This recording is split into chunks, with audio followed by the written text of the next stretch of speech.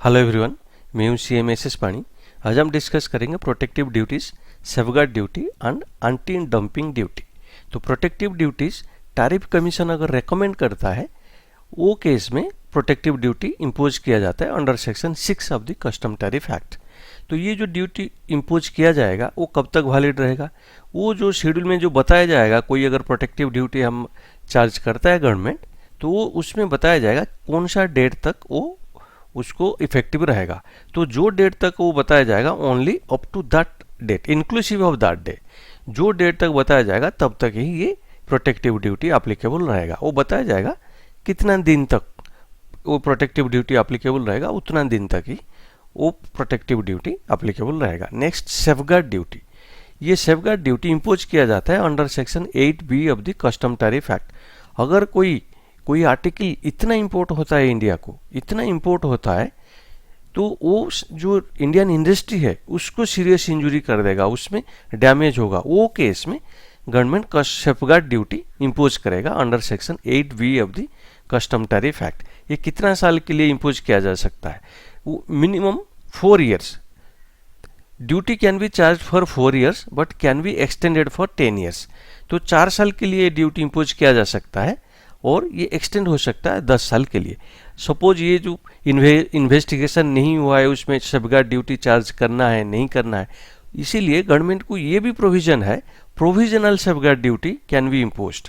तो provisional safeguard duty अगर impose हो रहा है तो कितना दिन के लिए होगा? मैक्सिमम पीरियड होगा 200 days। सेफगार्ड ड्यूटी 4 साल से लेके 10 साल तक वो एक्सटेंड किया जा सकता है, लेकिन provisional safeguard duty maximum period उसका रहेगा 200 days। 200 days तक मैक्सिमम प्रोविजनल सेफगार्ड ड्यूटी अगर इम्पोज किया जाता है वो पीरियड रहेगा 200 days। लेकिन ये सेफगार्ड ड्यूटी किसी को एग्जम्पशन है क्या? किसी को देना नहीं पड़ेगा? यस, कुछ एग्जम्पशन है जिसको जिसके लिए एग्जम्पशन है उनको देना नहीं पड़ेगा ये कस्टम ड्यूटीज। ये जो सेफगार्ड ड्यूटी देना नहीं पड़ेगा वो क्या है? 100% EOU। अगर कोई यूनिट 100% EOU है और कोई यूनिट SEZ में है तो उसके लिए ये सेफगार्ड ड्यूटी एप्लीकेबल नहीं होगा। अगर कोई आर्टिकल जिसका ऊपर सेफगार्ड ड्यूटी हम इम्पोज कर रहे हैं, गवर्नमेंट इम्पोज कर रहा है, अगर कोई डेवलपिंग कंट्री से आ रहा है और जिसका कितना आ रहा है तो वो जिसका 3% ऑफ टोटल इंपोर्ट से ज़्यादा नहीं हो रहा है, article originating from an developing country does not exceed 3% of total import. हमारा जो आर्टिकल का ऊपर जिसका ऊपर सेफगार्ड ड्यूटी लगाया गया है, अगर उसका जो इंपोर्ट टोटल हुआ है लेकिन वो जो डेवलपिंग कंट्री से जो इंपोर्ट हो रहा है वो 3% से ज़्यादा नहीं है, वो केस में भी सेफगार्ड ड्यूटी नहीं लगेगा। अगर ये सिंगल कंट्री का ये कंडीशन है, अगर हम मल्टीपल डेवलपिंग कंट्री से इंपोर्ट कर रहे हैं वो केस में वो जो टोटल इंपोर्ट होगा मल्टीपल कंट्री से, अगर वो 9% से एक्सीड नहीं हो रहा है टोटल इंपोर्ट का, लेकिन इंडिविजुअल डेवलपिंग कंट्री से जो इंपोर्ट हो रहा है वो 3% से ज़्यादा नहीं है और टोटल अगर हम ऐड करेंगे 9% से ज़्यादा नहीं है, वो केस में भी सेफगार्ड ड्यूटी नहीं लगेगा। तो ये 3 कंडीशन में सेफगार्ड ड्यूटी इम्पोज नहीं होगा, नहीं लगेगा। ये जो 2 केस है डेवलपिंग कंट्री केस में कैसा इसको कैलकुलेट करना है वो हम एग्जाम्पल के साथ ये डिस्कस करेंगे। डेवलपिंग कंट्री क्या है वो गवर्नमेंट डिफाइन किया गया है और ये उसको बताया गया है कौन डेवलपिंग कंट्री, गवर्नमेंट जो कंट्री को डेवलपिंग कंट्री बताएगा वो हिसाब से ये एप्लीकेबल होगा। तो डेवलपिंग कंट्री जो गवर्नमेंट बताएगा जिसको बोलेगा ये डेवलपिंग कंट्री, उसका ऊपर ये एप्लीकेबल होगा। तो ये जो 2 ये पॉइंट नंबर 2 और पॉइंट नंबर 3 का अभी हम डिस्कस करते हैं एग्जाम्पल का साथ। सपोज कोई हम इंपोर्ट कर रहे हैं आर्टिकल X 500 crores का इंपोर्ट हुआ है, इसका ऊपर सेफगार्ड ड्यूटी लगा हुआ है। Import from developed countries 460 crores और import from developing country A से 16 crores का इंपोर्ट हुआ है, डेवलपिंग कंट्री B से 12 crores, C से 8 crores, D से 4 crores। इसमें सपोज हम अज्यूम करते हैं सेफगार्ड ड्यूटी 20% लगा हुआ है। अभी हमको देखना है जो डेवलपिंग कंट्री से इंपोर्ट किया गया है उसका ऊपर सेफगार्ड ड्यूटी लगेगा या नहीं लगेगा। तो पहले हमको देखना पड़ेगा टोटल इंपोर्ट का साथ 500 करोड़ का टोटल इंपोर्ट, तो डेवलपिंग कंट्री से इंपोर्ट है कितना परसेंटेज है, परसेंटेज नॉर्मली जैसे हम कैलकुलेट करते हैं उसका परसेंटेज देखना पड़ेगा। तो एक केस में 16/500 इंटू 100 3.2% हो रहा है। अगर 3.2% हो रहा है तो अभी हम डिस्कस किए थे, अगर कोई सिंगल डेवलपिंग कंट्री से आर्टिकल आ रहा है तो कब तक वो एग्जाम्पशन है जिसका ऊपर ये सेफगार्ड ड्यूटी नहीं लगेगा, does not exceed 3% of import. तो वो जो लिमिट है 3%, 3% से अगर ज़्यादा हो गया कोई सिंगल डेवलपिंग कंट्री से अगर जो हमारा इंपोर्ट, तो उसका ऊपर सेफगार्ड ड्यूटी लगेगा। तो ये 3.2% हो गया, तो ए का ऊपर जो ए से जो इंपोर्ट हो रहा है 16 करोड़, उसका ऊपर लगेगा safeguard duty. Safeguard duty 20%, 16 crore का ऊपर लगेगा, 3.2 करोड़ लगेगा। बी का कितना परसेंट हो रहा है टोटल इंपोर्ट से, 12/500 इंटू 100 2.4%। सी केस में 1.6% हो रहा है, 8/500 इंटू 100। डी केस में 4 डिवाइडेड बाई 500 इंटू 100, ये 0.8% हो रहा है। तो ये developing country B C D ये तीनों में इंडिविजुअली 3% से ज़्यादा नहीं हो रहा है। कोई भी जो इंपोर्ट हो रहा है 3% से ज़्यादा नहीं हो रहा है। लेकिन ये टोटल इंपोर्ट हमारा जो थर्ड कंडीशन था, अगर मल्टीपल डेवलपिंग कंट्री से हम इंपोर्ट कर रहे हैं तो वो केस में अगर ये तीनों का मिल के भी 9% से ज़्यादा होगा इंपोर्ट का, तब भी सेफगार्ड ड्यूटी लगेगा। अब ये केस में total import from country B C and D कितना हो रहा है, 4.8% हो रहा है, तो which is less than 9%। 9% import से कम है, तो ये बी सी डी से जो इंपोर्ट हुआ है उसका ऊपर सेफगार्ड ड्यूटी नहीं लगेगा। लेकिन ए से जो इंपोर्ट हुआ है उसका ऊपर सेफगार्ड ड्यूटी लगेगा। अभी हम और एक एग्जांपल लेके समझते हैं। सपोज वही एग्जांपल में थोड़ा चेंज करते हैं। टोटल इंपोर्ट हुआ है आर्टिकल एक्स का 500 crore, import from developed countries 451 crore हुआ है। Import from developing country A 14 crore, B 12 crore, C 10 crore, D 13 crore. इसमें भी सेफगार्ड ड्यूटी 20% हम अज्यूम करते हैं। तो डेवलपिंग कंट्री का शेयर टोटल इंपोर्ट से क्या है, वो कभी भी डेवलपिंग कंट्री से अगर कोई इंपोर्ट हो रहा है तो उसका शेयर कितना टोटल इंपोर्ट का पहले देखना पड़ेगा। तो ए का केस में कितना परसेंट हो रहा है, 14/500 इंटू 100 2.8%। बी का केस में ऐसे कैलकुलेट करेंगे 12/500 इंटू 100 2.4%। सी का केस में 10/500 इंटू 100 2%। डी का केस में 2.6%। ये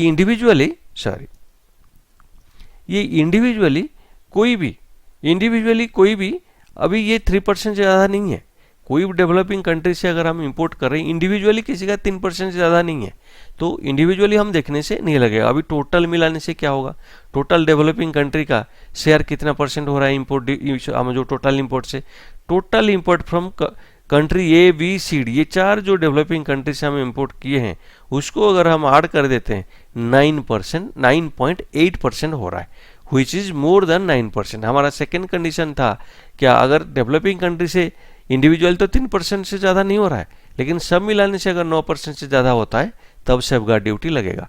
ये केस में क्योंकि ये A B C D total अगर इंपोर्ट हम ऐड करेंगे वो 9% से ज़्यादा हो रहा है, तो ये केस में सेफगार्ड ड्यूटी लगेगा।